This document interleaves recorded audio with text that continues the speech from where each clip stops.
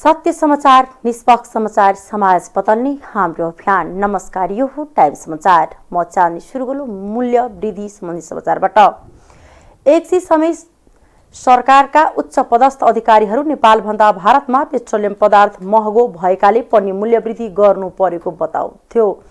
भारतमा इन्धन महँगो भएकाले नेपालका सीमावर्ती क्षेत्रबाट ठूलो परिमाणमा भारततर्फ अवैध निकासी भइरहेको दाबी उनीहरूको थियो। तर अहिले अवस्था उल्टो भएको छ। अब सीमावर्ती भारतीय बजारभन्दा नेपालमा पेट्रोलियम पदार्थ महँगिएको छ। नेपाल आयल निगमले आइतबार मध्यरातदेखि लागू हुने गरी पेट्रोलियम पदार्थको मूल्य बढाएसँगै अब भारतबाट नेपालमा मूल्य बढी भएको हो। भारत सरकारले कोरोना महामारी र मूल्य वृद्धिका कारण समस्यामा परेका न्यून आयस्तर भएका जनतालाई राहत दिन मूल्य घटाएपछि नेपालको इन्धन महँगो भएको हो। गत शनिबार भारतले पेट्रोल र डिजेलमा अन्तशुल्क घटाएपछि यी दुवै इन्धनको मूल्य क्रमशः रु 9.5 र 7 ले घटेको छ। भारत सरकारको यो निर्णय सँगै त्यहाँको इन्धन नेपालको तुलनामा सस्तिएको हो। यता नेपाल आयल निगमले घटा बढेको भन्दै निरन्तर मूल्य बढाउँदै आएको छ। निगमले एक सट्टामै 2 पटक भाव बढाएको छ। नेपालमा अब पेट्रोलको मूल्य प्रति लिटर 180 रुपैयाँ पुगेको छ। त्यस्तै डिजेल र मट्टीतेलको मूल्य प्रति लिटर 163 तोकिएको छ। भारतीय आयल निगमका अनुसार छिमेकी भारतको बिहार राज्यमा पेट्रोल, डिजेल र मट्टीतेलको भाव क्रमशः रु 109 रुपैयाँ 1 पैसा, 94 रुपैयाँ 4 पैसा र 70 रुपैयाँ 68 छ। यो नेपाली रुपैयाँ क्रमशः 174 रुपैयाँ 4 पैसा, 151 रुपैयाँ 4 र 113 रुपैयाँ 9 हुन्छ। भारतमा त्यहाँको जनताले सहुलियत दरको मट्टीतेल भारू 46.4 रुपैयाँ मा पाउँछन्। नेपाल आयल निगमले खाना पकाउने एलपीजी प्रति सिलिन्डर 14.2 किलोको मूल्य एकैपटक 200 रुपैयाँ बढाएर 1400 रुपैयाँ पुर्याएको छ। माफ गर्नुहोला, बढाएर 1800 रुपैयाँ पुर्याएको छ। भारतको बिहारमा यही परिमाणको ग्यास भारू 1092 रुपैयाँ 5 पैसा, 1748 रुपैयाँमा उपलब्ध हुन्छ। जनकपुर धाम उपमहानगरपालिकामा स्वतन्त्र उम्मेद्वार मनोज शाह जित नजिक पुगेका छन्। उनको वडा सहित 2 वडाको गणना भइरहँदा मनोजले 12,283 मत ल्याएका हुन्। उपमहानगरपालिकामा रहेको 25 वडा मध्ये 23 वडाको मतगणना सम्पन्न भएको हो। यस्तै नेकपा एमालेका शिवशंकर शाहले 9,303 मत ल्याए। लोकतान्त्रिक समाजवादी पार्टीका मनोज चौधरीले 5,016 मत ल्याएका हुन्। सत्ता गठबन्धनको तर्फबाट जनता समाजवादी पार्टीबाट मेयरमा उम्मेदवारी दिएका लालकिशोर शाहले 4,806 मतसहित चौथो स्थानमा झरेका छन्। लालकिशोर निवर्तमान मेयर हुन्। यस्तै स्वतन्त्र उम्मेदवार निर्माण व्यवसायी बलराम महतो 3,734 मत सहित 5औं स्थानमा रहेका छन्। उपमेयरतर्फ गठबन्धनको तर्फबाट कांग्रेसबाट उम्मेदवारी दिएका किशोरी शाह 14,832 मत पाएका हुन्। उनका निकटतम प्रतिद्वन्दी नेकपा एमालेकी रुना झाले 10,534 मत सहित दोस्रो स्थानमा रहेकी छिन्। यस्तै निवर्तमान उपमेयर लोसपाकी रीता कुमारी मिश्र 5,254 मत सहित तेस्रो स्थानमा रहेकी छिन्। भर्खरै सम्पन्न चुनावमा असहयोग गरेको न्यूमा छिमेका 5 वर्षीय बालकमाथि अप्राकृतिक यौन शोषण भएको छ। धनुषाको मिथिला बिहारी नगरपालिका वडा नम्बर 9 बस्ने 5 वर्षीय बालकमाथि छिमेकीले अप्राकृतिक यौन शोषण भएको हो। आइतबार दिउँसो 4:30 बजे बालक शौचालय गएको बेला यस्तो घटना भएको पीडित परिवारजनले बताएका छन्। अप्राकृतिक यौन शोषणले बालक घाइते भएका छन्। बालकको प्रादेशिक अस्पताल जनकपुरमा उपचार भइरहेको प्रहरीले जनाएको छ। सो घटना घटाएको आरोपमा स्थानीय 20 वर्षीय चन्दन यादवलाई प्रहरीले पक्राउ गरेको छ। युवकलाई पक्राउ गरी थप अनुसन्धान गरिरहेको धनुषाका प्रहरी प्रवक्ता डीएसपी प्रदीप बहादुर छेत्रीले जानकारी दिए। पक्राउ परेका युवक मिथिला बिहारी वडा नम्बर 9 मा स्वतन्त्रबाट वडाध्यक्षमा निर्वाचित बिन्देश्वर यादवका सहयोगी रहेको बालकका बुबाको आरोप छ। अपराधिक घटना पश्चात बालक घर पुगेर अभिभावकलाई जानकारी गराएका थिए। लग्दै आरोपीलाई पक्राउ गर्न पुगेपछि बालकका बुबामाथि पनि वडा अध्यक्षका सहयोगीहरूले हातपात गरेको स्थानीयले बताएका छन्। वडा अध्यक्षका सहयोगी राजकिशोर यादव, पूरन यादव र भजन यादवले आफूमाथि कुटपिट गरेको बालकको बुबाको आरोप छ। उनका अनुसार चुनाव अघि नै वडा अध्यक्षमा निर्वाचित बिन्देश्वर यादवले आफूलाई सघाउन आग्रह गरेको थियो। सहयोग नगरी जितेपछि कुनै घटना घटाइदिन धम्की दिएका थिए। धम्की अनुसार नै जितेपछि आफ्ना छोरामाथि अमानवीय क्रियाकलाप गराएको बालकका बुबाले दुखेसो पोखे। पक्राउ परेका युवकमाथि बाल्यौन दुराचार मुद्दा दर्ता गरी कारबाही गरिने डीएसपी छेत्रीले जानकारी दिए। सर्लाहीको भरतबा नगरपालिका नेकपा एमालेका मेयर र उपमेयर निर्वाचित भएका छन्। भरतबाको मेयरमा नेकपा एमालेकी कल्पना कुमारी कचवाल र उपमेयरमा एमालेकै रामबाबु प्रसाद शाह निर्वाचित भएका छन्। एमालेकी कचवालले निवर्तमान मेयर समेत रहेका नेकपा माओवादी केन्द्रका प्रत्याशी देवानन्द महतोलाई झण्डै दोबर मतान्तरले पराजित गरेका छन्।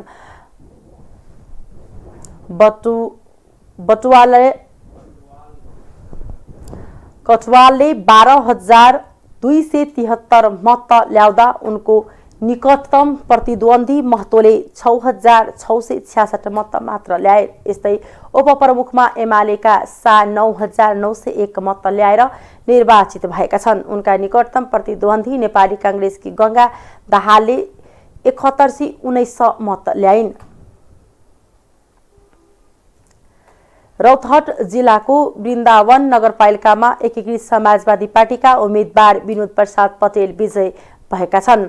वृन्दावन नगरपालिका 6 हर्सा घर भएका पटेल एकीकृत समाजवादी पार्टीको तर्फबाट मेयरको रूपमा निर्वाचित भएका हुन्। पटेलले कुल 6,112 मत ल्याए। उनले आफ्ना निकटतम प्रतिद्वन्दी नेपाली कांग्रेसका उम्मेद्वार राम स्नेह यादवलाई 1,434 मतले पराजित गरेका हुन्। पटेलले 6,112 मत प्राप्त गर्दा यादव 4,678 मत ल्याएका हुन्। यसैगरी उपमेयरमा पनि एकीकृत समाजवादी पार्टीकी संगीता देवी राम निर्वाचित भएकी छिन्। राम कुल 5,825 मत प्राप्त गर्दै वृन्दावनको उपमेयरमा निर्वाचित भएकी हुन्। उपमेयरमा निर्वाचित रामले 5,825 मत ल्याइन् भने उनका निकटतम प्रतिद्वन्दी नेपाली कांग्रेसकी सेबुन खातुनले 5,009 मत पाएकी छिन्। वीरगञ्ज महानगरपालिकाको मेयरमा जनता समाजवादी पार्टी जसपाका राजेश मान सिंह र उपमेयरमा नेपाली कांग्रेसका इम्तियाज आलमको जित सुनिश्चित भएको छ। गणना हुन बाँकी मतभन्दा बढी अन्तरले अगाडि रहेपछि राजेश मान र इम्तियाजको जित सुनिश्चित भएको हो। वीरगञ्जमा 1,24,647 मतदाता रहेकोमा 93,782 मत खसेको थियो। 77,577 मत गणना भइसकेको भने अब 16,205 मत गणना हुन बाँकी छ।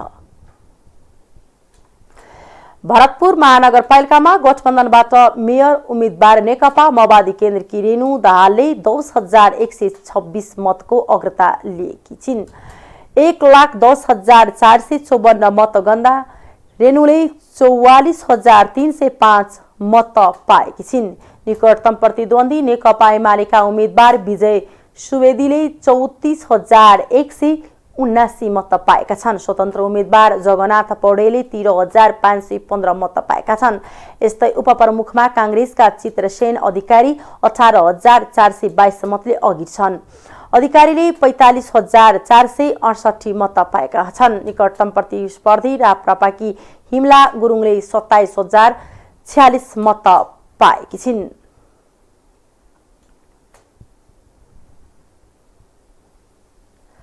काठमाडौँको पछिल्लो मत परिणाम अनुसार मेयर पदका स्वतन्त्र उम्मेद्वार बालेन्द्र शाहले 18,500 भन्दा बढी मतले अग्रता कायम गर्नुभएको छ।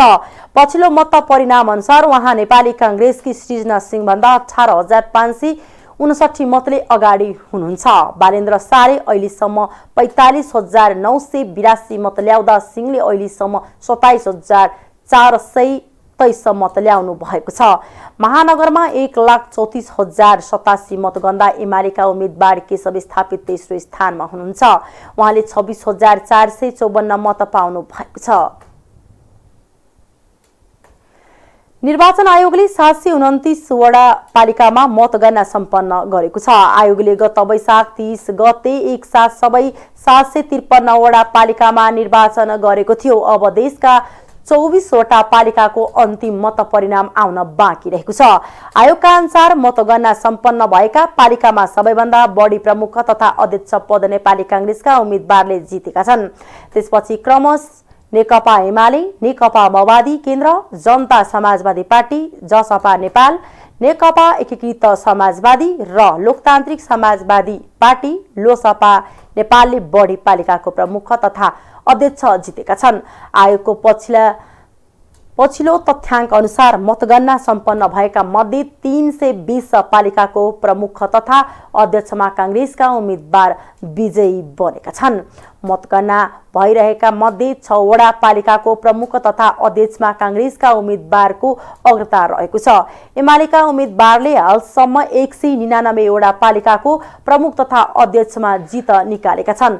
मतगणना भइरहेका पालिका मध्ये 6 वडाको प्रमुख तथा अध्यक्षमा एमालेका उम्मेद्वारको अग्रता रहेको छ। माओवादी केन्द्रका उम्मेद्वार 120 पालिकाको प्रमुख तथा अध्यक्षमा विजयी बनेका छन्। मतगणना भइरहेका मध्ये 2 पालिकाको प्रमुख तथा अध्यक्षमा माओवादीका उम्मेद्वारले अग्रता कायम गरेका छन्। जसपाले हालसम्म 29 वडा पालिकाको प्रमुख तथा अध्यक्ष जितेको छ।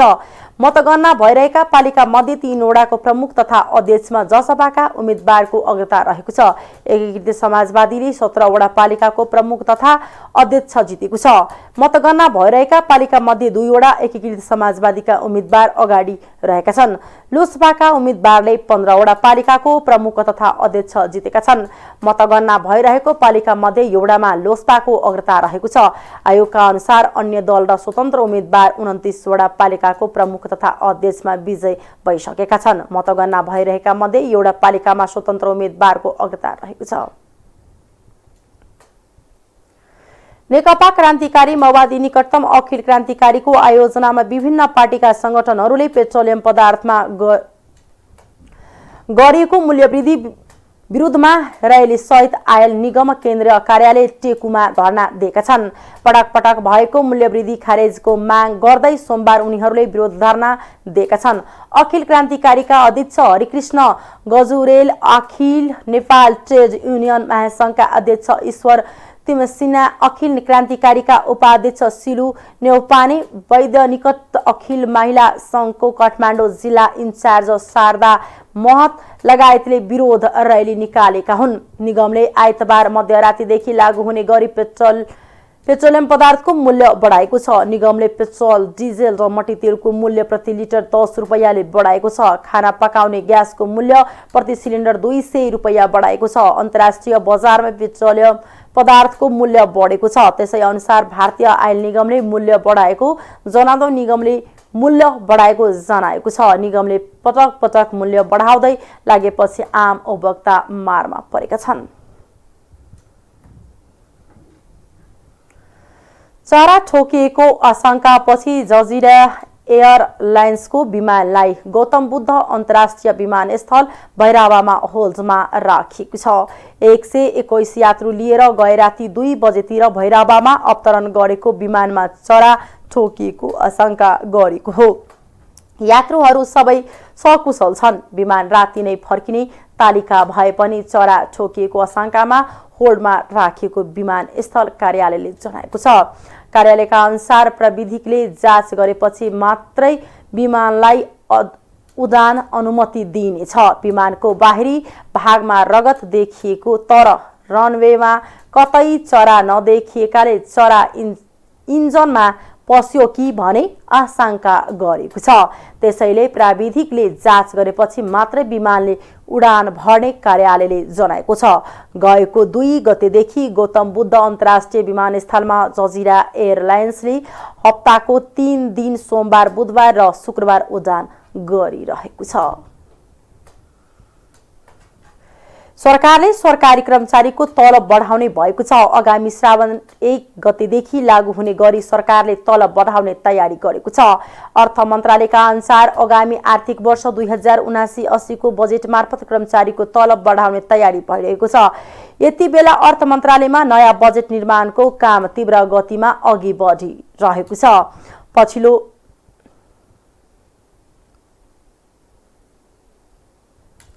पर्याप्त तलब नबढेका कारण मन्त्रालयले कर्मचारीको तलब बढाउन लागेको हो। मन्त्रालयका अनुसार 2000 रुपैयाँ नघट्ने गरी तलब बढाउने तयारी छ। निजामती कर्मचारी सम्बन्ध ट्रेड युनियनले भने अर्थमन्त्री जनार्दन शर्मालाई भेटेर 5000 रुपैयाँसम्म तलब बढाउन आग्रह गरेका थिए। तलब बढाउने सम्बन्धमा ट्रेड युनियनको सुझावलाई स्वीकार गर्दै अर्थमन्त्रीले खर्चले धान्ने गरी तलब बढाउने प्रतिक्रिया दिएको मन्त्रालयले जनाएको थियो। नेपाल राष्ट्रिय बैंकको तथ्याङ्क अनुसार सबै उपभोग्य वस्तुको महँगी उच्च दरमा वृद्धि भएकाले तलब बढाउनु पर्ने माग कर्मचारीको छ। भर्खर स्थानीय तहको निर्वाचन सम्पन्न गरेको सरकारले आगामी मङ्सिर वा त्यसपछि कुनै समयमा प्रदेश र सङ्घको निर्वाचन पनि हुने हुँदा तलब बढाउने सम्बन्धित क्षेत्रका जानकार बताउँछन्। यो समाचार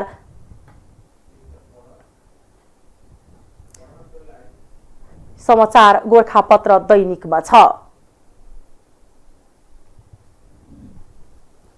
आर्थिक समाचार।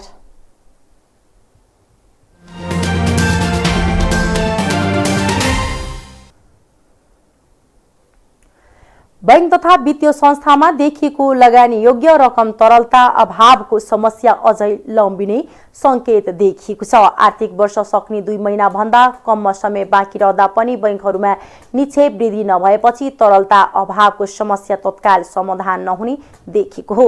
नेपाल राष्ट्रिय बैंकका अनुसार चालू आर्थिक वर्षको चैतसम्ममा बैंक तथा वित्तीय संस्थामा 2 खर्ब 37 अर्ब 85 करोड रुपैयाँले निक्षेप वृद्धि हुँदा कर्जा प्रवाह भने 5 खर्ब 58 अर्ब 99 करोड रुपैयाँ बढेको छ। निक्षेपको तुलनामा कर्जा लगानी अधिक भएको र अधिकांश कर्जा उपभोग्य सामानको आयातमा प्रयोग हुँदा बैंकहरूमा तरलता अभाव भएको राष्ट्रिय बैंकको अधिकारीहरूले विश्लेषण गर्दै आएका छन्। राष्ट्रिय बैंकका अनुसार चालू आर्थिक वर्ष 2078-79 को 9 महिनामा वाणिज्य बैंकहरूले मात्र 22 खर्ब 99 अर्ब 22 करोड रुपैयाँ र विकास बैंक तथा वित्तीय संस्थाले 2 खर्ब 69 अर्ब 68 करोड गरी कुल 25 खर्ब 68 अर्ब 91 करोड रुपैयाँको अन्तर बैंक कारोबार गरेका छन्। अघिल्लो आर्थिक वर्षको यसै अवधिमा वाणिज्य बैंकहरूको 8 खर्ब 75 अर्ब 50 करोड र अन्य वित्तीय संस्थाको 1 खर्ब 59 अर्ब 42 करोड गरी कुल 10 खर्ब 34 अर्ब 92 करोड रुपैयाँ अन्तर बैंक कारोबार भएको थियो। तरलता अभावको संकेत अन्तर बैंक कारोबारको ब्याज दरमा पनि देखिएको छ। कारोबार वृद्धिसँगै अन्तर बैंक ब्याज दर पनि 7% नजिक पुगेको छ। 2077 चैतमा अन्तर बैंक ब्याज दर 2.03% कायमै रहेकोमा 2078 चैतमा 6.99% पुगेको छ। 2078 जेठ 6 गतेसम्ममा बैंकहरूले एसएलएफ सुविधाबाट 71 खर्ब 72 अर्ब 44 करोड ओभरनाइट रिपोबाट 1 खर्ब 64 अर्ब 58 करोड तथा रिपो तथा सोझै खरिद मार्फत 3 खर्ब 25 अर्ब 91 करोड रुपैयाँ गरी कुल 76 खर्ब 62 अर्ब 97 करोड रुपैयाँ तरलता उपभोग गरिसकेका छन्। यसमध्ये 2 खर्ब 10 अर्ब 21 करोड रुपैयाँ बैंक तथा वित्तीय संस्थासँगै लगानीमा छ। स्थानीय तहको निर्वाचनपछि बैंकमा तरलताको अवस्था केही सहज हुने आकलन गरेको पनि त्यसको संकेत देखिएको छैन। स्थानीय तहको निर्वाचनपछि बैंक खोलेको पहिलो दिन मंगलबार अन्तर बैंक ब्याज दर 7.04% पुगेको छ। यसैगरी मंगलबार नै बैंकहरूले 95 अर्ब 25 करोड SLF साप्ती चलाएका छन्। मंगलबारदेखि शुक्रबारसम्म 4 दिनमै बैंकहरूले 2.5 खर्ब भन्दा बढी साप्ती लिएका छन्। राष्ट्रिय बैंकका सहायक प्रवक्ता नारायण प्रसाद पोखरेलले बैंक तथा वित्तीय संस्थामा तरलता अभाव भन्दा पनि कर्जा निक्षेप अनुपात कायम गर्ने दबावका कारण कर्जा प्रवाह गर्न नसकेको बताए। बैंकिङ प्रणालीमा औसतमा 12-15 अर्ब हाराहारीमा अधिक तरलता छ। उनले भने CD रेसियो 90% भन्दा कममा राख्नुपर्ने निर्देशनका कारण कर्जा प्रवाह गर्न सकेका छैनन्। आइतबार एक औपचारिक कार्यक्रममा गभर्नर महाप्रसाद अधिकारीले भने उपभोग्य वस्तुको आयातमा कर्जा प्रयोग हुँदा बैंकहरूको निक्षेप बढ्न नसकेको बताए। अन्तर्राष्ट्रिय समाचार।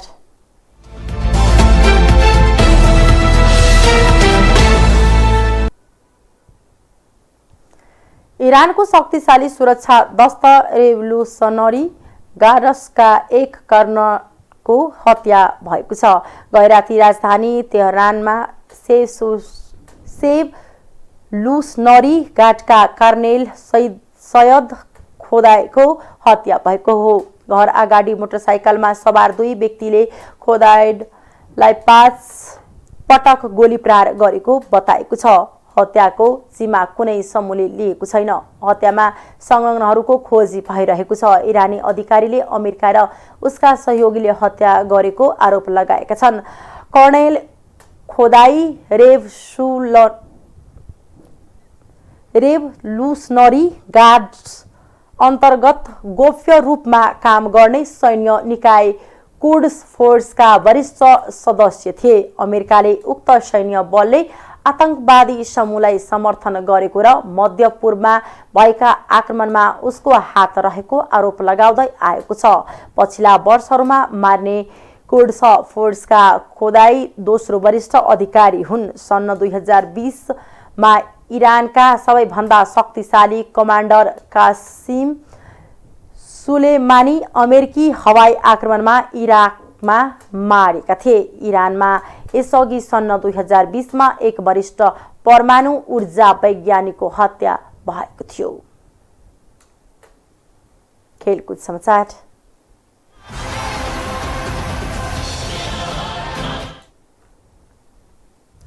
U19 महिला क्रिकेट टिमको कप्तानमा कृतिका मरासिनी छनौट भएकी छिन्। रोल नेपाल क्रिकेट संघ क्यानले सोमबार कृतिका मरासिनीलाई कप्तानको रूपमा घोषणा गरेको हो। मलेसियामा हुने U19 विश्वकप छनौट खेल्न जानुअघि टिमको नयाँ कप्तानको जिम्मेवारी कृतिका मरासिनीलाई दिएको हो। 4 जुनदेखि मलेसियामा हुने प्रतियोगितामा नेपालले मलेसिया, UAE, थाइल्याण्ड, चीन, भुटान, म्यानमार र कतारसँग प्रतिस्पर्धा गर्नेछ। हस्, अहिलेको लागि टाइम समाचार यति नै। हेर्दै गर्नुहोला टाइम्स टेलिभिजन। नमस्कार।